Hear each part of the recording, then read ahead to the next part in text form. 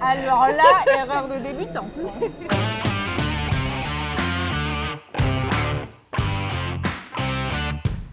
Je m'appelle Héloïse, je suis vidéaste en freelance depuis 3 ans. Je m'appelle Camille, je suis aussi vidéaste et je travaille beaucoup en binôme avec Héloïse. On fait notamment l'émission Riders Club ensemble avec Kamel. Moi, à la base, j'ai une formation de journaliste, donc je peux aussi bien faire du bord terrain, de l'interview, que de la réalisation ou créer carrément un concept d'émission ou juste filmer ce qu'on nous demande de filmer. On est photo suisse, on va dire, on peut faire plein de trucs. Moi, j'ai fait une école de journalisme post-bac. D'abord, j'ai fait un bac S et ça me plaisait pas trop les sciences finalement, donc j'ai fait une école de journalisme en pensant faire de la presse écrite. C'était ça que j'aimais et en première année, j'ai découvert le montage et la vidéo et alors là, tout de suite, j'ai su que c'était ça que je voulais faire. Je pense que là où on arrive à bien se compléter, c'est que quand on filme à deux, c'est quand même un peu particulier parce qu'il ne faut pas être sur les plans de l'autre, il faut quand même être attentif à ce que l'autre filme.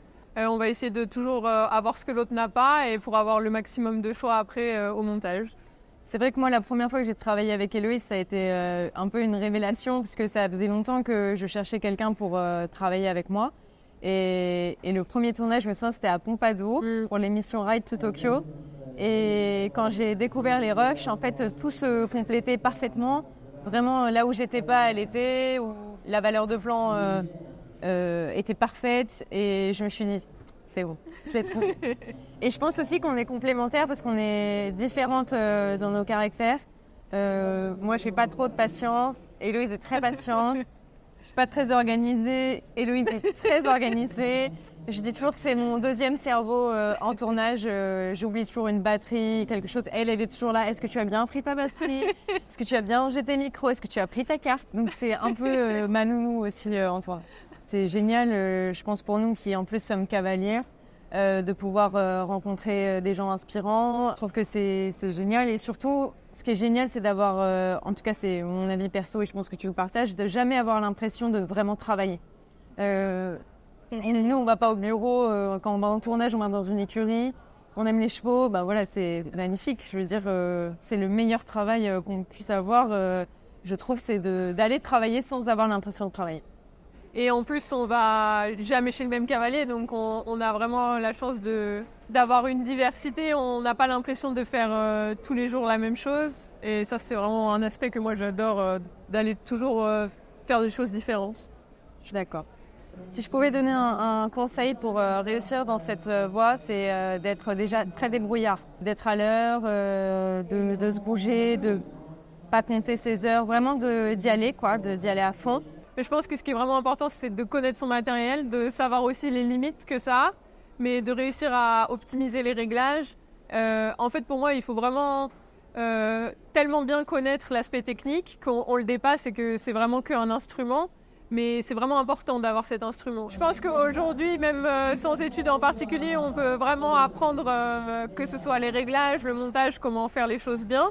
Ce qui est important vraiment, c'est de pratiquer, d'aller sur le terrain tous les jours, de filmer tous les jours, de faire les montages, de se rendre compte ce qu'on a mal fait, le corriger sur la fois d'après, etc.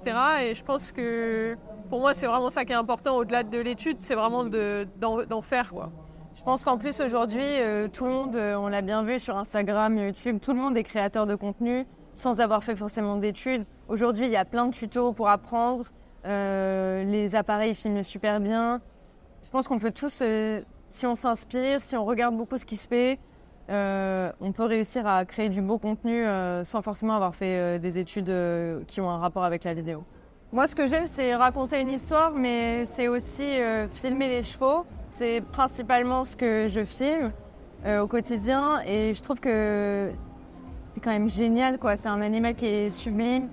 On peut aller faire des images au petit matin avec la brume, les naseaux, les veines. Je trouve que c'est un animal qui est sublime et qu'on peut sublimer en vidéo, aussi en photo, mais en vidéo. Et je trouve qu'on a de la chance de filmer quelque chose d'aussi cool, quoi. Mais moi, je pense que c'est plus vraiment raconter des histoires. Je fais quand même une partie de mon travail en dehors des chevaux. Et j'aime tout autant que ce soit aller dans des ateliers, que ce soit travailler pour des startups. Il y a toujours des histoires à raconter justement et moi c'est plus ça qui me motive. J'adore les chevaux et je trouve ça magnifique. Mais au-delà de ça, je pense vraiment l'histoire derrière, c'est plus ça qui m'intéresse. Au revoir. Merci.